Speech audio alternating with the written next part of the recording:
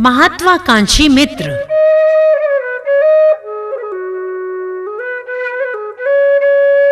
बहुत पुरानी बात है। एक गांव से 4 मित्र एक महान सिद्ध पुरुष ब्रह्मानंद की कुटिया पर पहुंचे।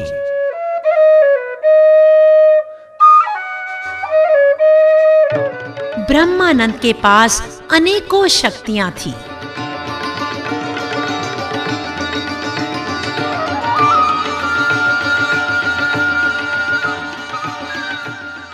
ब्रह्मानंद अभी अपनी कुटिया की ओर जा ही रहे थे, पर जैसे ही उन्होंने उन चारों को देखा, वह बोल उठे,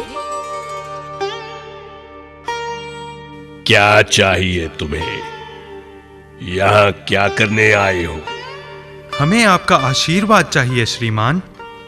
सिर्फ आशीर्वाद या कुछ और भी? हमें मालूम है कि आपके पास बहुत सिद्धियां हैं, कृपया आप हमारी मदद करें। हम अपना घर बार सब त्याग कर आपके पास पहुंचे हैं। हमें शुद्ध सोना चाहिए, या तो हम मरना पसंद करेंगे या कुछ पाना। हमें मालूम है कि भाग्य के सहारे कुछ होने वाला नहीं। हम हाथ पर हाथ रखकर बैठे नहीं रह सकते। आप हमारा मार्गदर्शन करें, आपकी असीम कृपा होगी।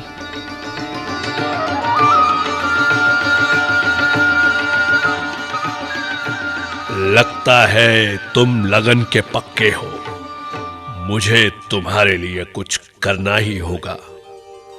मैं तुम्हारी मदद करूंगा। धन्यवाद श्रीमान। ब्रह्मानंद कुटिया से बाहर आए तो उनके हाथ में 4 गोलियां थी। मैं तुम चारों को एक एक गोली दूंगा। इन्हें लेकर पहाड़ों की ओर चल देना। जहां जहां किसी एक की भी गोली हाथ से गिर जाए, तो जहां वो गोली गिरे वहीं खोदना शुरू कर देना। वहां तुम्हें गड़ा हुआ खजाना हाथ लगेगा। उसे लेकर अपने अपने घर लौट जाना। धन्यवाद श्रीमान।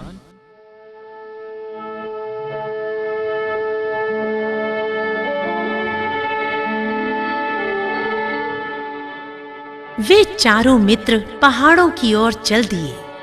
सबके हाथों में एक एक कुदाल थी।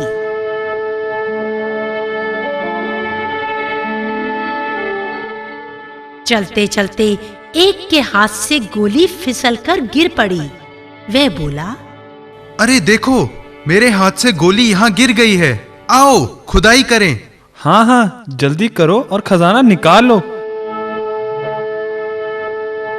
कुदाली पर कुदाली चलाने लगे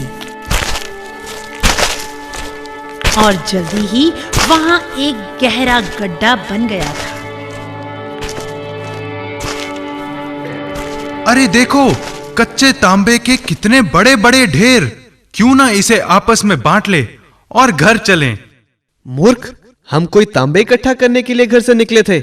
हमें तो सोना चाहिए, शुद्ध सोना।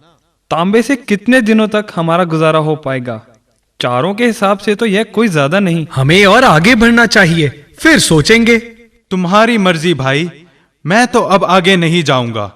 मेरे अकेले के लिए तो ये तांबा पर्याप्त है। सारी जिंदगी भी कर्ज करूं तो भी समाप्त नहीं होगा। मैं तो घर जाना ही पसंद करूंगा।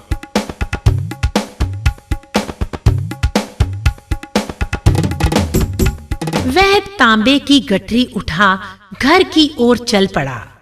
बाकी तीनों पहाड़ की ओर बढ़ गए। अभी वे कुछ ही दूर गए थे कि दूसरे मित्र के हाथ की गोली भी फिसलकर गिर गई। खुदाई करने पर चांदी के बड़े बड़े पत्थर उनके हाथ लगे।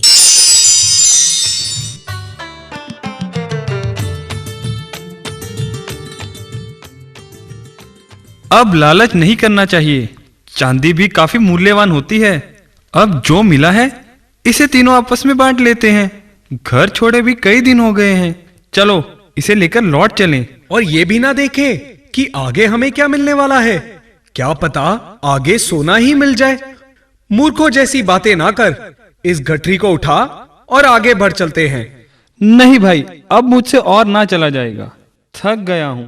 मुझे तो चांदी से ही संतोष मिल गया है। तुम्हें जाना है तो जाओ। जैसी तुम्हारी इच्छा, हम तो सोना लिए बिना नहीं लौटने वाले।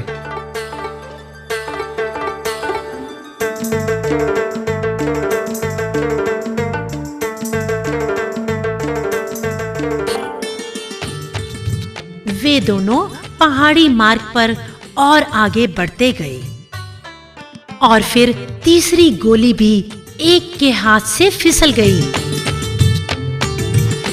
वे खोदने लगे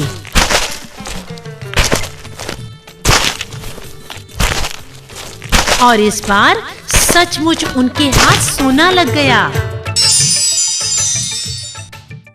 देखा, हमने हिम्मत की तो हमारे हाथ सोना आ ही गया है। जल्दी से गठरी बांध के लौट चलते हैं। अब और आगे जाने की भी आवश्यकता नहीं। अरे मूर्ख हो गया है क्या? क्या तूने देखा नहीं, हर बार हमें पहले से ज्यादा मूल्यवान वस्तुएं हाथ लगी हैं और तुम लौटने की सोचने लगे। अभी अपने पास एक गोली और है, क्या पता इस बार हीरे ही हमारे हाथ लगने हो। भाई, हमने तो सोने की ही इच्छा की थी। अब जब वो अपने हाथ में आ गया है तो आगे बढ़ने से क्या फायदा। चलो लौट चलते हैं, घर चलते हैं। नहीं, मैं अभी और आगे जाऊंगा। मैं तो अब आराम करूंगा। तुम्हें जाना है तो जाओ, मैं तुम्हारा यहीं इंतजार करूंगा। हाँ ठीक है, तो मैं चलता हूं।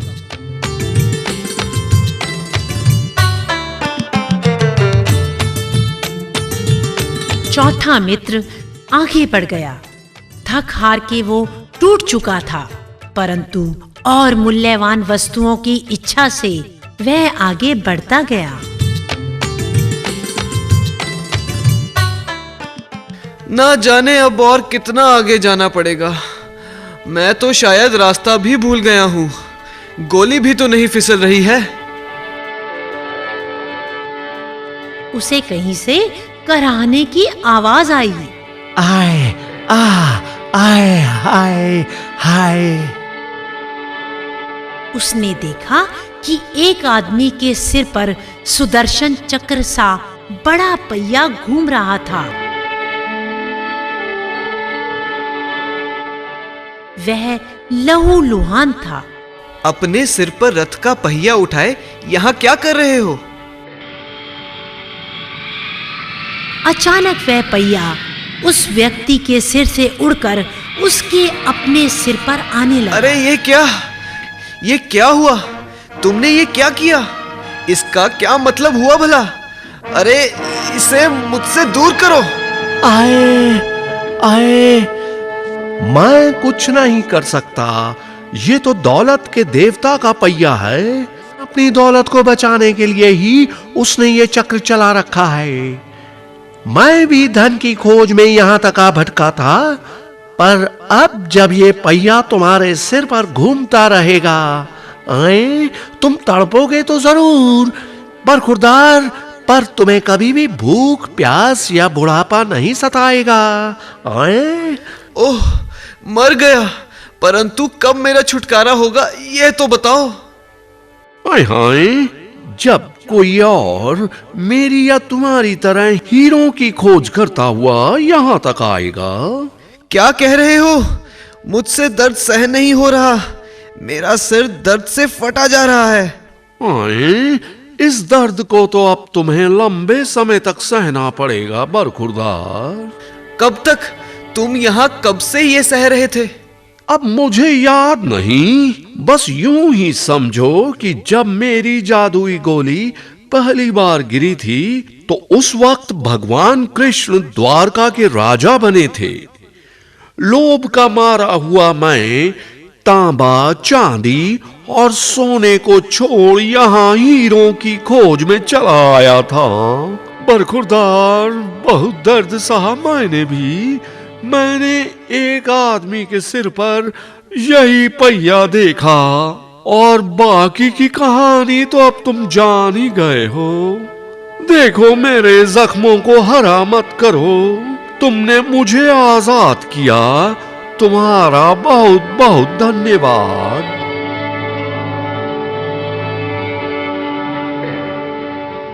और वहां तीसरा मित्र उसकी प्रतीक्षा करता हुआ थक गया था। जाने मेरा मित्र कहाँ है? कहीं वह किसी मुश्किल में तो नहीं फंस गया? जिद करके वह अकेले आगे भी तो चला गया है। वह उसे खोजता हुआ वहां तक जा पहुंचा। तो तुम यहाँ हो? यहाँ क्या कर रहे हो? चलो घर चलते हैं। उतारो ये पहिया और मेरे साथ चलो। सोना आधा आधा बांट लेंगे। नहीं भाई, मैं तुम्हारे साथ नहीं जा पाऊंगा। ये तो किस्मत का पहिया है। और चौथे मित्र ने अपनी सारी व्यथा उसे कह सुनाई। जब सारी बात खत्म हो गई तो वह बोला, तुम कहते हो ये किस्मत का पहिया है? नहीं, ये तुम्हारे लालच का पहिया है। जब तुम्हें सोना भी हाथ लग गया तो तुम्हारा लोभ समाप्त नहीं हुआ। तुमने जिद की कि तुम्हें हीरे चाहिए थे। अब भुगतो अपनी करनी का फल। तीसरा मित्र जाते हुए मन में सोच रहा था, मैं चाहते हुए भी अपने मित्र के लिए कुछ नहीं कर सकता।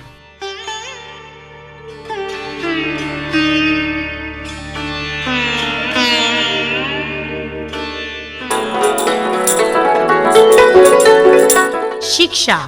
महत्वाकांक्षी होना अच्छा है, पर अति महत्वाकांक्षी नहीं।